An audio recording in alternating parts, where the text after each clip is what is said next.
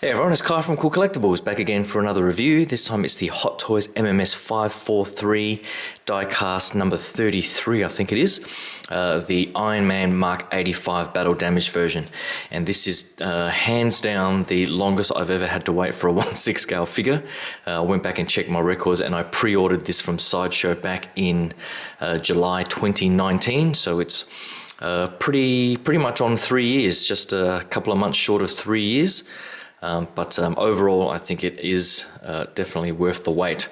And I, of course, bought this for that iconic scene and pose that you see sort of shown there on the front box art there. The box art is pretty nice. If you're familiar with the other diecast figures, you'll pretty much know what you're going to get. There's foam on the side there.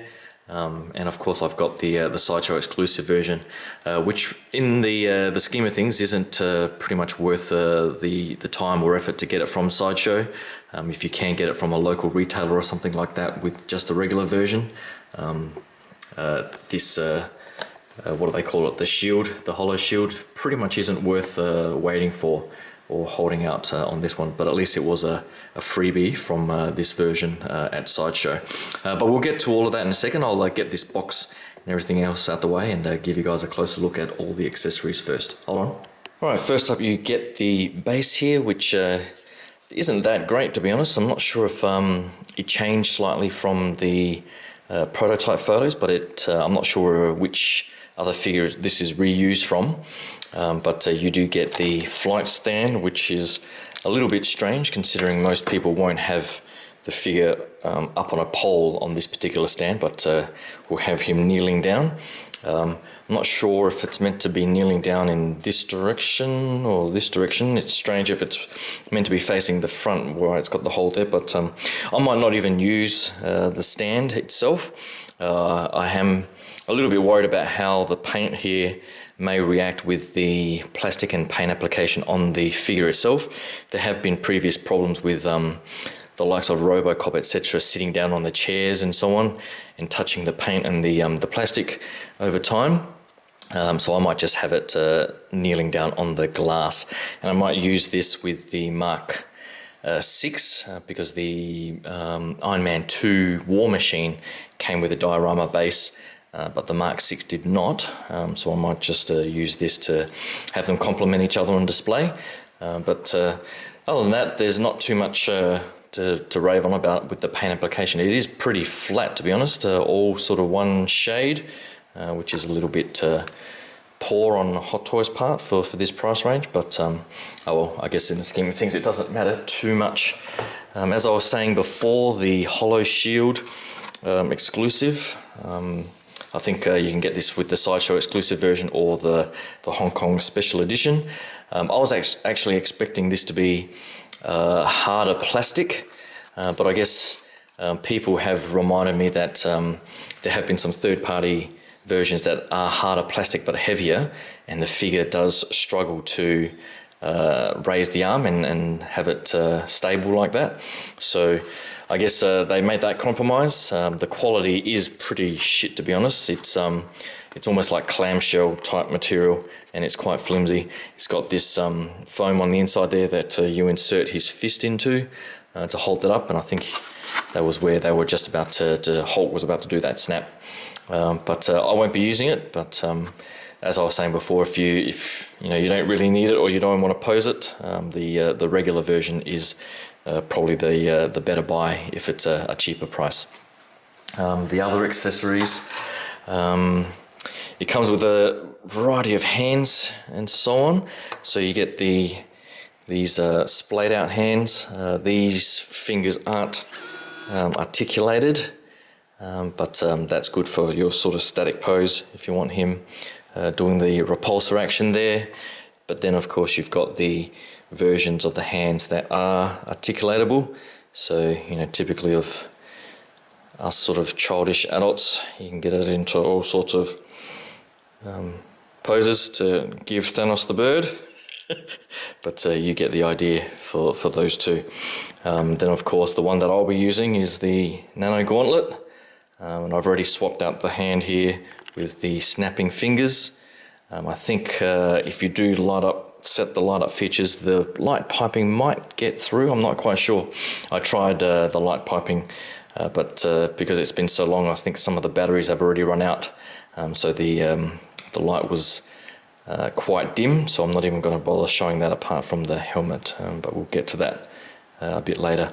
But overall, the paint app on this thing is pretty good. I like the sort of duller battle damage color scheme there, and it sort of blends in well with the hand sculpt. You can have the sort of splayed out semi-resting hand just as he snapped the fingers, and then you have the fully articulated fingers as well. So they're all on two joints per finger, so you can get at least some difference in your posing if you like that. And the detail, as I was saying there, I think is pretty damn awesome. Also comes with I don't even know what they call this thing, whatever that blade, the hollow blade or something that he was fighting, I think, against Thanos. Again, the paint application is pretty nice. It's fairly soft plastic around the tips and so on, but it is pretty sturdy down here. Just be careful you don't sort of snap anything. But the red paint and the gold is very nicely done, and I do like that silver finish at the bottom here as well.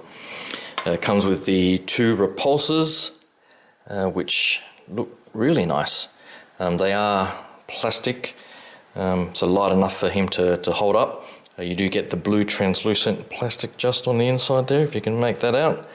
And again, the paint application all around is pretty sensational. So I'm not sure if I've never bought any of the sort of accessory packs or anything like that from Hot Toys. I think Hulkbuster had some. I don't know if this is the example of the same sort of quality, but those separate accessory packs are pretty damn expensive. But luckily they included all of this stuff with this particular set. The final 2 accessories are the swap out head sculpts. So this is the default mast head sculpt. This was the only one where I bothered putting in the batteries. The other ones, as I was saying before, just weren't bright enough. So you pretty much take that panel off and you turn the lights on in the head sculpt there. Turn off some of the lights so you can get a look. So you get some light piping through the front eyes, and then there are some tiny bits at the back here that also get the light shining through, which is quite nice.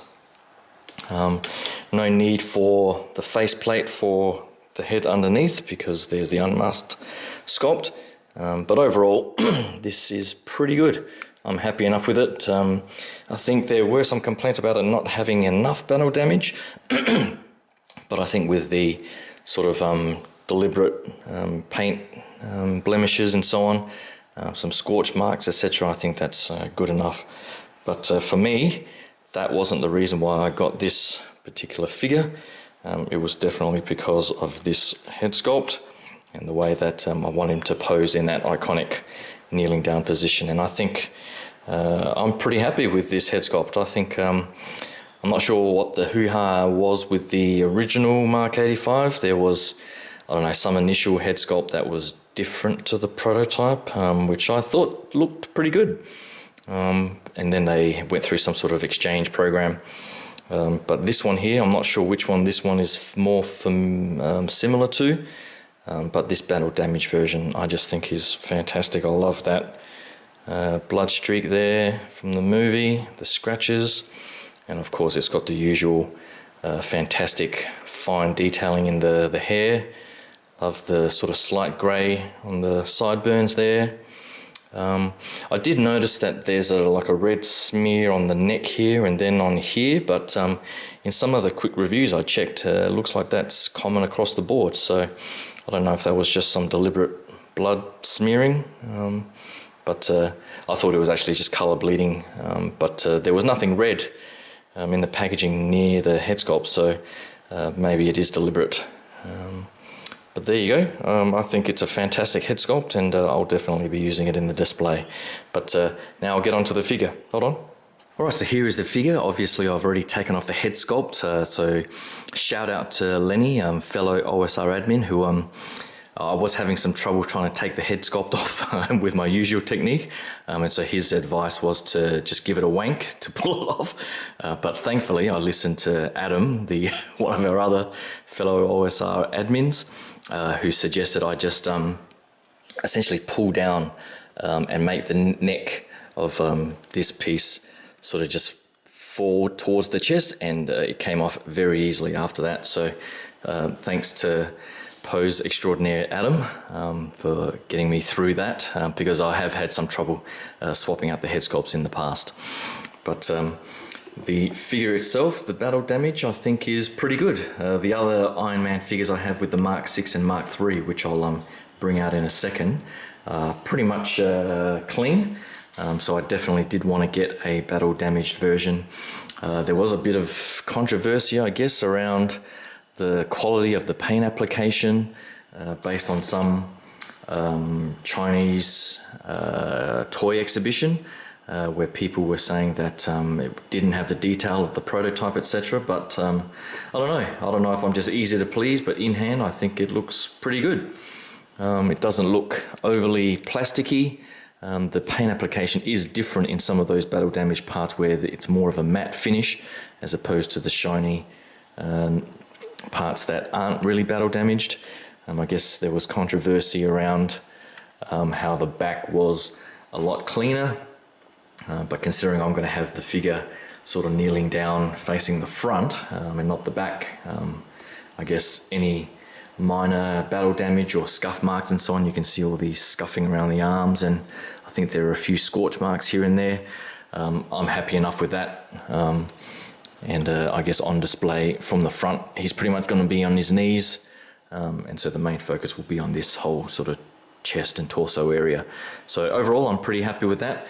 Articulation wise, it is a bit of a pain in the ass. You do need to be very careful, I found, just in case you start getting paint chips. Just on the paint chipping, this back plate to get off in particular, you need to be very careful. I thought I was going to get a paint chip on some of the corners here because I just couldn't get it off, but eventually I did manage to pluck that back panel off to access the batteries, but then that was a waste of time because the batteries were so low in power that you could barely see the light anyway. So I didn't even bother taking off the various other panels. I think there's panels back here, there's panels on the backs of the thighs here, and I think there might be another one on the arm somewhere, I'm not quite sure. But overall, I normally take out the batteries anyway, so I'm not even going to bother with that.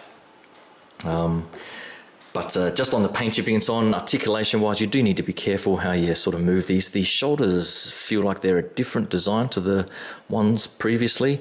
They seem to be able to stretch out a bit. I'm not sure what sort of material that is underneath. I can't quite make it out. But you can get the arms. You just need to sort of be careful. You can pull the arms out slightly to get a bit more range. I think that's already come out. So you can sort of pull it out like that, and then from the back you can sort of get a better view of when you pull that joint out. It's got a nice sort of butterfly action that gives you a bit of range of motion there too. The torso here you can pull up, so pretty much similar to some of the other figures, you can pull this whole torso section up and all of these panels will sort of separate. But I'm not even going to bother doing that because the last time I did it, I think I almost got a paint chip. I'll have to double check that when I bring out the Mark 6. But all of these panels here you can lift up. Be careful of this very sharp point at the tip here in case you snap that off. But you can lift those up like I'll show you there, and then you can sort of articulate the hips and so on. You can pull the hips down as well to get a bit more range of motion. I'm not sure that's going to be needed for how I use him in the kneeling position, but I'll have to see how I go there. I do like the very strong ratchet joints in the knees there, so there's double jointed knees. It gets quite nicely over the 90-degree mark for that kneeling pose. And I forgot to show that with the bicep here, the double joint on the elbow, it gets to just over 90 degrees, but then you can sort of lift this bicep plate up, and it can give you a bit more range of motion, so you can get his arm like that, which is quite nice. And I think that's probably going to be needed to have him holding that this particular arm for the nano gauntlet, just as he's about to snap. So that'll be nice to use that articulation there. The ankles are pretty good too. There's not too much rocking action, but these panels, like you can see, the back panel can be lifted up, and then this sort of piece at the front can be lifted up, and then you can get some sort of rocking motion there, and then the toe can sort of rock up as well, just like he's kneeling down. So that's pretty good. So I'll get that pose set up and post some photos on the Facebook page. But I might just bring up the other Iron Man figures just for a quick comparison to finish up. Hold on.